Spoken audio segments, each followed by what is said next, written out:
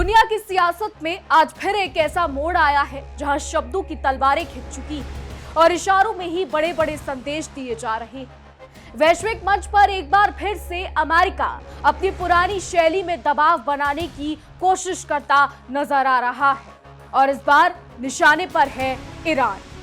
बयानबाजी ऐसी कि मानो सब कुछ पहले से ही तय हो चुका हो और बातचीत सिर्फ औपचारिकता भर रह गई हो। लेकिन सवाल यह है कि क्या सच में हालात उतने ही एक तरफा हैं जितने दिखाए जा रहे हैं, या फिर ये भी ऊंची दुकान और फीके पकवान वाली कहानी का नया संस्करण है। नमस्कार, विश्व युद्ध देख रहे हैं आप, आपके साथ मैं हूं इशिका त्यागी।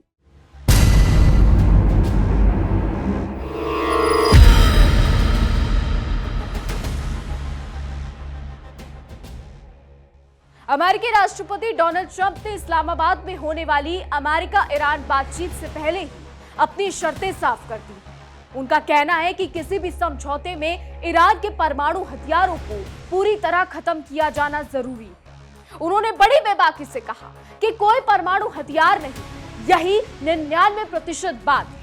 अब ये बात अलग है कि बातचीत शुरू होने से पहले ही शर्तों का पुलिंदा खोल देना कहीं ना कहीं 9 दिन चले 2.5 कोस जैसी रणनीति का संकेत देता है। ट्रंप ने यह भी साफ कर दिया है कि समझौते में हॉर्मुज का मुद्दा भी शामिल होगा। उनका कहना है कि यह जल मार्ग जल्द ही फिर से खुल जाएगा, चाहे ईरान सहयोग करे या फिर ना करे। अब यह बयान कुछ ऐसा है जैसे कोई पहले से ही फैसला सुना दे और फिर अदालत लगाने की बात करे, यानी एक तो चोरी, ऊपर से सीना चोरी। अमेरिकी राष्ट्रपति ने तो ये तक कह दिया कि अमेरिका हॉर्मुज स्ट्रेट में किसी भी तरीके का टोल वसूलने की अनुमति नहीं देगा। अब ऐसे में सवाल ये उठता है कि यह फैसला किसके अधिकार क्षेत्र में आता है।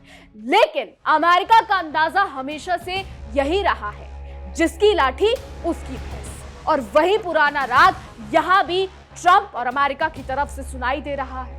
ट्रंप का यह बयान ऐसे समय में आया है जब अमेरिका और ईरान के प्रतिनिधि शनिवार को इस्लामाबाद में बातचीत के लिए मिलने वाले, यानी आज मिलने वाले हैं। लेकिन बातचीत से पहले इस तरीके की तल्ख बयानबाजी कहीं ना कहीं इस पूरी प्रक्रिया को नाम बड़े और दर्शन छोटे वाली स्थिति में ला खड़ा करती है, क्योंकि ट्रंप बातचीत से पहले ही जिस तरीके के बयान दे रहे हैं उससे तो यही साफ संकेत जाता है कि ट्रंप पहले से ये डिसाइड कर चुके हैं कि ईरान पर क्या रुख होगा, क्या ईरान को लेकर करना होगा। तो क्या महज ये बातचीत सिर्फ दिखावा है? इस्लामाबाद में ये जो बातचीत हो रही है क्या सिर्फ ये दिखावे के लिए हो रही है, या सच में अमेरिका युद्ध विराम करना चाहता है, या सच में अमेरिका शांति करना चाहता है?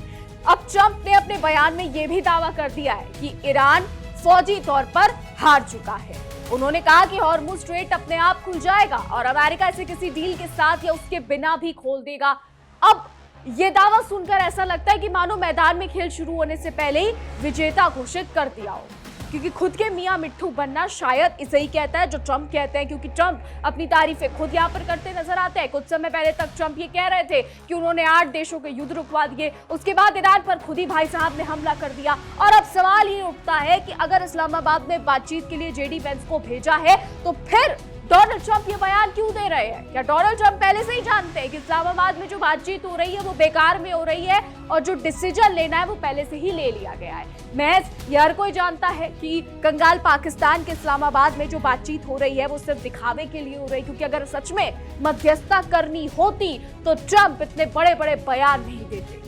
ट्रंप तो ये भी कह रहे हैं कि ईरान की नेवी खत्म हो चुकी है, एयरफोर्स खत्म हो चुकी है और हवाई हमलों को रोकने वाले सारे सिस्टम भी समाप्त हो चुके हैं। तो ट्रंप तो यहाँ पर बड़बोले हैं, बड़े बड़े बयान देते नजर आ रहे हैं। इतना ही नहीं, उन्होंने ये भी कहा कि वहां के नेता और पूरी व्यवस्था खत्म हो चुकी है। अब ये बयान कुछ ज्यादा ही हवा में तीर चलाने जैसा प्रतीत होता है।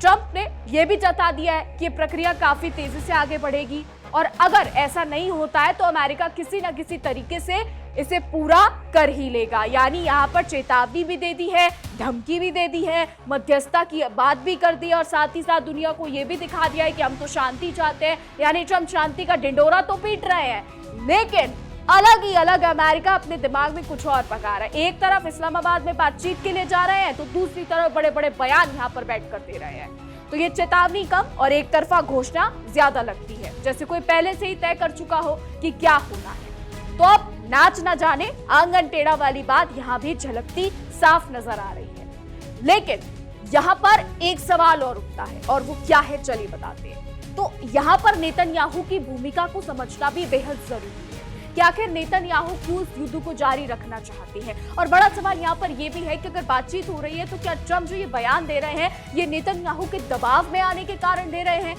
या फिर खुद अमेरिका और इजराइल मिलकर बड़ी चीजें यहां पर करना चाहते हैं। बहरहाल नेतन्याहू के रवैये को अगर समझे तो इससे यह पता चलता है कि नेतन्याहू हमले नहीं रोकना चाहते हैं और उनकी भूमिका को यहां पर समझना बेहद जरूरी है। इसी को समझने के लिए विवेक के पास चलते हैं मेरे सहयोगी और उनसे समझते हैं कि नेतन्याहू क्या कुछ कर रहे हैं, क्या कर सकते हैं और क्या करने वाले हैं। देखिए, ईरानी विदेश मंत्री अब्बास अरागची ने बेंजामिन नेतन्याहू की दुखती रग पर हाथ रखा।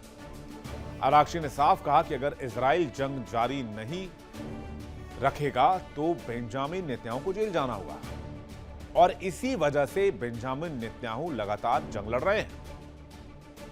पहले हमास के साथ, उसके बाद लेबनान के साथ, उसके बाद हिजबुल्लाह के साथ, उसके बाद ईरान के साथ। तो क्या इस बयान में दम है? क्या अब्बास अरागची क्या कहना चाह रहे हैं? जाहिर सी बात है, यह बयान नेतन्याहू को बहुत तेज चुभेगा, लेकिन इस बयान के तह में क्या है? फिलहाल ईरान और अमेरिका के बीच तो सीजफायर है।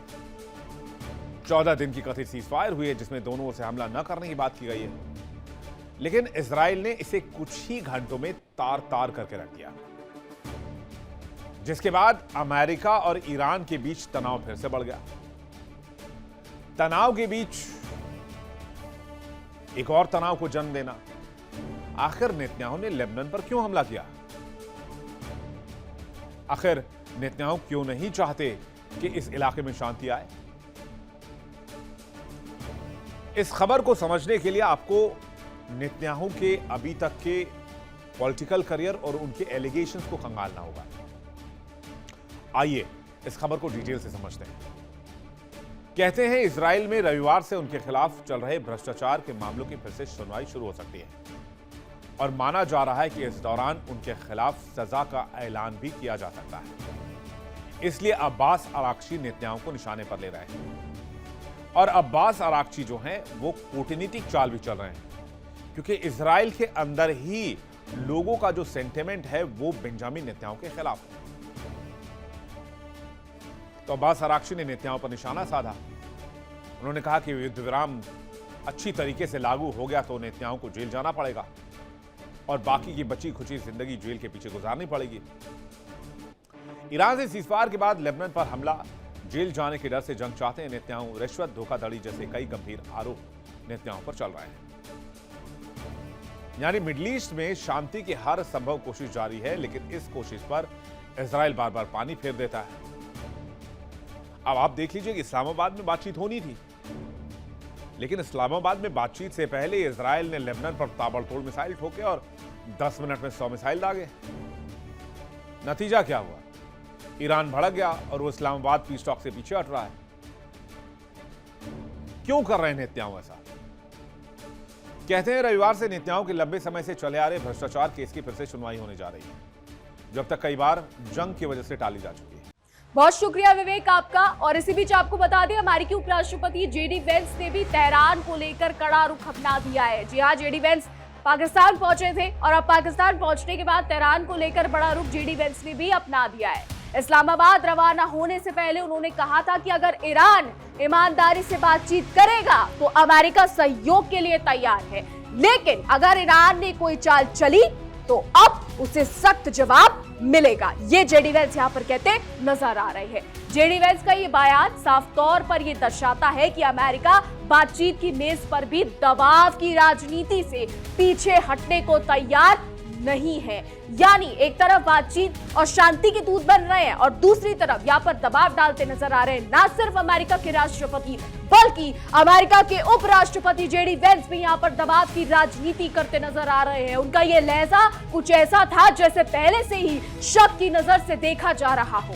दाल में कुछ काला है वाली सोच यहां पर साफ झलकती है, क्योंकि जब आपके देश के राष्ट्रपति भी धमकी दे रहे हैं और आप खुद भी धमकी दे रहे हैं, तो ये इससे साफ है कि अमेरिका यहां पर बहुत बड़ी चाल खेलने की कोशिश कर रहा है और ईरान जैसा देश इस चाल को बखूबी समझ रहा है। वो अलग बात है कि पाकिस्तान मध्यस्थ बनकर बहुत खुश है, विश्व में अपना ढिंढोरा पीट रहा है कि हम कितने सही हैं, हम मध्यस्थता करा रहे हैं, हम शांति के दूत हैं, लेकिन पर्दे के पीछे कहानी कुछ और चल रही है और शायद इसी को लेकर ईरान सतर्क है। बता दें, जेडी वेंस ने यह भी कहा है कि अगर ईरान ने अमेरिका के साथ खेल खेलने की कोशिश की तो उसे पता चल जाएगा कि अमेरिकी टीम इतनी नरम नहीं है। अब ये बयान कूटनीति से ज्यादा चेतावनी जैसा लगता है, क्योंकि जैसे बातचीत नहीं बल्कि परीक्षा ली जा रही हो। अब इस पूरे घटनाक्रम में एक बात बार बार सामने आ रही है कि अमेरिका अपनी शर्तों को पहले ही अंतिम मान चुका है। बातचीत से पहले ही इस तरीके की सख्ती यहां पर यह सवाल खड़े कर रही है कि क्या संवाद है या सिर्फ दबाव बनाने की रणनीति। तो ऊंट के मुंह में जीरा जैसी गुंजाइश भी यहां पर साफ नजर आ रही है, क्योंकि एक तरफ बातचीत की बात हो रही है और दूसरी तरफ ईरान को सीधे तौर पर यहां पर अमेरिका धमकाता नजर आ रहा है, दबाव की राजनीति बनाता यहां पर नजर आ रहा है। और इसी बीच एक बड़ी खबर आपको बता दें, मिडिल ईस्ट में तनाव के बीच ईरान का बड़ा दावा हुआ है। जी हां, ईरान ने बड़ा दावा किया है। खाड़ी में जिस तरीके से तनाव है, इसको लेकर ईरान का बड़ा दावा सामने आया। ईरान ने साफ कहा है कि सीज फायर के दौरान हमने कोई हमला नहीं किया है। IRGC Islamic revolutionary guard corps ये साफ कह रही है कि सीज फायर के दौरान हमने कोई हमला नहीं किया है। तो मिडिल ईस्ट तनाव के बीच ईरान का बड़ा दावा सामने आया है। हमने सीज फायर के नियमों का पालन किया। IRGC कह रहा है हमने सीज फायर के नियमों का पालन किया, सीज फायर के दौरान भी ईरान पर हमले हुए हैं। तो ये बड़ा दावा IRGC की तरफ से किया जा रहा है, जिसमें वो साफ कहता नजर आ रहा है कि सीज फायर के दौरान भी ईरान पर हमले हुए हैं, लेकिन हमने सीज फायर के नियमों का पालन किया है और ना ही कोई उल्लंघन किया है। तो ये साफ IRGC की तरफ से सामने आ रहा है। वहीं अमेरिका और इजराइल की तरफ से कोई और ही बातें सामने आ रही है। तो बड़ी खबर आपको बता दें, मिडिल ईस्ट में तनाव के बीच IRGC का ये बड़ा बयान सामने आया है। तो बहरहाल आगे बढ़ते हैं और ट्रंप के बारे में आपको बता देते हैं। तो ट्रंप ने जिस तरीके से ईरान की सैन्य ताकत को पूरी तरीके से खत्म बताया है, वो बयान भी कई सवाल खड़े करता है। क्या ये वास्तविक स्थिति है या फिर सिर्फ मनोवैज्ञानिक दबाव बनाने की कोशिश है कि खोदा पहाड़ और निकली चुहिया जैसा नतीजा भी यहाँ पर निकल सकता है? क्योंकि ट्रंप जिस तरीके से भाषण दे रहे हैं और एक तरफ शांति की मेज पर बैठ रहे हैं और दूसरी तरफ भाषण दे रहे हैं, तो यहाँ पर बड़ा खेल अमेरिका कर सकता है। आपको बता दें, हॉर्मूज को लेकर भी ट्रंप का आत्मविश्वास ध्यान खींचता है, क्योंकि उनका कहना है कि ये रास्ता खुल जाएगा, चाहे कोई साथ दे या नहीं दे, ये रास्ता खुल जाएगा। अब ये बयान ऐसा लगता है कि जैसे किसी के पूछने की जरूरत ही ट्रंप ने नहीं समझी है, यानी अपने ही ढोल की थाप पर नाचना ट्रंप को पसंद आ रहा है। अपने ही ढोल की थाप पर नाचना शायद यहाँ ट्रंप के लिए बिल्कुल सटीक बैठ रहा है। तो अब इस पूरे मामले में जिस तरीके के भाषण और लहजा अपनाया गया है, वो कूटनीति के पारंपरिक तरीकों से काफी अलग नजर आता है। जहां संवाद में संतुलन और संयम की जरूरत होती है, वहां ये शैली आसमान सिर पर उठाने जैसी प्रतीत होती है। तो ट्रंप का यह भी कहना है कि अमेरिका खाड़ी को किसी भी कीमत पर खोल देगा। ये बड़ा बयान ट्रंप की तरफ से आया है। ये बयान एक तरह से शक्ति प्रदर्शन का संकेत देता है, लेकिन यह भी सवाल उठाता है कि क्या यह तरीका सही दिशा में ले जाएगा या हालात और बिगड़ेंगे? क्या आग में घी डालने का काम यहाँ पर ट्रंप कर रहे हैं या फिर शांति लाना चाहते हैं? ये भी बड़ा सवाल है। लेकिन ईरान को लेकर इस तरीके की टिप्पणियां और दावे ये दर्शाते हैं कि अमेरिका अपने दृष्टिकोण को ही अंतिम सत्य मान रहा है। लेकिन अंतरराष्ट्रीय राजनीति में अक्सर एक हाथ से थाली नहीं बजती और यही चुनौती यहाँ भी सामने है। इस्लामाबाद में होने वाली इस बैठक को लेकर उम्मीदें तो जताई जा रही हैं, लेकिन जिस तरीके से बयानबाजी पहले ही हो चुकी है, उससे ये साफ है कि राह आसान नहीं होगी। ये पूरा घटनाक्रम सांप भी मर जाए और लाठी भी न टूटे जैसी संतुलन की मांग करता है। लेकिन अगर बात करें नेतन्याहू की, बात करें इजराइल की, तो इजराइल के पीएम क्यों इस मीटिंग का हिस्सा नहीं बनना चाहते? क्यों इजराइल पाकिस्तान में मध्यस्थता में नहीं जाना चाहता? क्योंकि अगर अलग से देखा जाए तो ये युद्ध ईरान और इजराइल के बीच में था और अमेरिका इसमें तीसरे भागीदार के तौर पर इजराइल के साथ आया था। तो ऐसे में ये मध्यस्थता ना सिर्फ अमेरिका और ईरान के बीच होनी चाहिए, बल्कि मध्यस्थता ईरान और इजराइल के बीच भी होनी चाहिए। लेकिन यहाँ पर बड़ा सवाल ये है कि आखिर नेतन्याहू किस वजह से इस्लामाबाद नहीं जाना चाहते, क्यों वो अपने प्रतिनिधि मंडल को इस्लामाबाद नहीं भेजना चाहते, क्या कुछ है इसमें, क्या केस है नेतन्याहू पे, ऐसा क्या है जो वो इस युद्ध को जारी रखना चाहते हैं, क्यों नेतन्याहू इस युद्ध को बंद नहीं कर रहे। इस्लामाबाद वार्ता से ठीक पहले लेबनान पे जिस तरीके से इजरायली हमले हुए, ताबड़तोड़ मिसाइलें दागी गई, आखिर ऐसी क्या वजह है कि सीज फायर के महज 24 घंटे के भीतर ही, जिसमें लेबनान का जिक्र भी किया गया था, उसके बाद इजरायल ने ताबड़तोड़ लेबनान में मिसाइलें दाग दी। आखिर नेतन्याहू कि सच क्या है, आखिर नेतन्याहू को लेकर वो क्या बड़ा राज है, इसी को समझने के लिए चलते हैं विवेक के पास और विवेक से जानते हैं कि क्या राज है। देखिए, केस बहुत गंभीर है भाई साहब। इजरायली पीएम नेतन्याहू पर 3 बड़े मामले हैं। तीनों केस में नेतन्याहू पर भ्रष्टाचार के आरोप हैं। इजरायल में इस केस पर सुनवाई शुरू होने वाली है। इससे राजनीतिक माहौल और गर्मा गया और विपक्ष को एक बहुत बड़ा मौका मिल गया। पूरा विपक्ष कह रहा है कि नेतन्याहू एक फेल प्रधानमंत्री है। इसलिए नेतन्याहू ने कहा कि लेबनान में कोई सीज फायर नहीं है, उन्होंने हमला जारी रखा हुआ, ये एलिगेशन लगाए जा रहे हैं क्योंकि दुनिया जानती है कि नेतन्याहू ने सीज फायर किया तो फिर उनके कंडीशंस इजराइल के अंदर खराब होते चले जाएंगे। इसलिए नेतन्याहू को आपने सुना, वो बार बार कहते हैं कि इजरायली सेना कार्रवाई जारी रखेगी। उनके ऊपर आरोप है कि नेतन्याहू ने प्रधानमंत्री वो जब बने 2019 में, इजरायली पीएम जब बने, रिश्वत, धोखाधड़ी और विश्वास भंग जैसे गंभीर आरोप लगे। नेतन्याहू इसे राजनीतिक साजिश कहते हैं, लेकिन कोर्ट में तो प्रूव करना होगा। तो नेतन्याहू को लेकर जो इस तरीके की खबरें हैं वो अक्सर सामने आती रही हैं और अब आपने बेहतर तरीके से समझ लिया होगा कि क्या वजह हो सकती है। और अब सबकी नजरें इस बात पर टिकी हैं कि ये बातचीत किस दिशा में जाती है, क्या ये तनाव कम करने का जरिया बनेगी या फिर और टकराव का कारण, ये आने वाला समय ही बताएगा।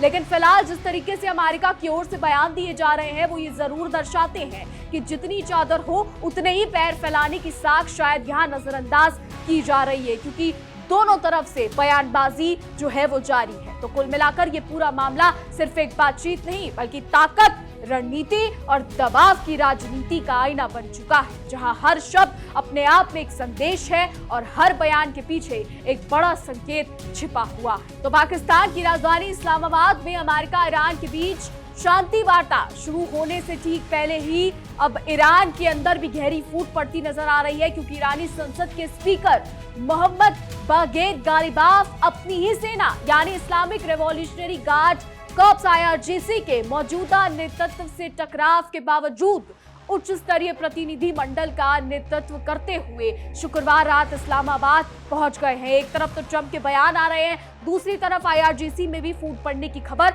सामने आ रही है। हालांकि उनके पाकिस्तान रवाना होने से पहले शीर्ष अधिकारियों के बीच वार्ता दल के सदस्यों को लेकर भी तीखे मतभेद सामने आए हैं। आपको बता दें, रिपोर्ट्स के मुताबिक ये कहा जा रहा है कि IRGC के commander in chief Ahmad Vahidi इस वार्ता दल में विदेशी मंत्री अब्बास अरागची और संसद के स्पीकर के अधिकारों और प्रभाव को सीमित करने की कोशिश कर रहे हैं। इसी बीच वाहिदी ने मांग की है कि वार्ता दल में मोहम्मद बघेर को भी शामिल किया जाए। आपको बता दें, गौरतलब है कि जोलकत्र मोहम्मद बघेर को राष्ट्रपति मसूद पेजेश्कियान पर IRGC के सीधे दबाव के चलते ही राष्ट्रीय सुरक्षा परिषद का सचिव नियुक्त किया गया था। हालांकि मौजूदा वार्ता दल जोलकत्र को टीम में शामिल किए जाने का कड़ा विरोध कर रहे हैं और उसकी वजह यह है, तर्क यह है कि रणनीतिक और कूटनीतिक स्तर की बातचीत के लिए जोलकत्र के पास पर्याप्त अनुभव नहीं है। तो IRGC में भी यहाँ पर फूट पड़ती नजर आ रही है। ईरान की सेना IRGC पहले से ही बहुत ताकतवर थी, लेकिन अब देश की अर्थव्यवस्था और समाज पर इसका नियंत्रण और भी ज्यादा हो गया है। तो ईरान अमेरिका के बीच पिछले कुछ हफ्तों से चल रहे युद्ध के बाद पाकिस्तान मध्यस्थता करा रहा है और आज ये मध्यस्थता होनी है। दोनों पक्षों के बीच सीज फायर की घोषणा बुधवार को हुई थी, लेकिन ईरान ने सीज फायर को लेबनान तक लागू करने और अपने सीज संपत्तियों को छोड़ने की शर्तें रखी हैं। तो IRGC के कमांडर इन चीफ और IRGC के एरोस्पेस कमांडर ने इस बात पर जोर दिया है कि ईरानी प्रतिनिधि मंडल को किसी भी कीमत पर ईरान के मिसाइल कार्यक्रम को लेकर कोई भी बातचीत नहीं करनी चाहिए। संसद के स्पीकर गालिबाफ ने गुरुवार को और शुक्रवार को बार बार ये दावा किया कि वार्ता शुरू होने के लिए जो युद्ध विराम लागू किया गया है उसमें लेबनान भी शामिल है, लेकिन अमेरिका और इजराइल दोनों ने इस दावे को पूरी तरीके से खारिज कर दिया है। तो अब यह देखना होगा कि इस्लामाबाद में ये जो बातचीत चल रही है इसके क्या नतीजे निकलेंगे, क्या खाड़ी में युद्ध समाप्त हो जाएगा या फिर बड़े बवंडर की और ये इशारा करेगा। बहरहाल हमारी आज की रिपोर्ट में बस इतना ही। देश और दुनिया की तमाम बड़ी खबरें जानने के लिए देखते रहिए इंडिया डेली, और युद्ध से जुड़ी तमाम अपडेट्स जानने के लिए देखते रहिए हमारा खास शो विश्व युद्ध।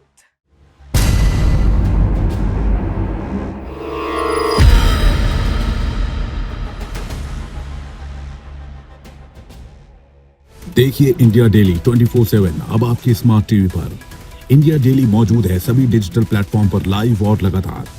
इंडिया डेली 24/7 हर दिन राष्ट्र को समर्पित।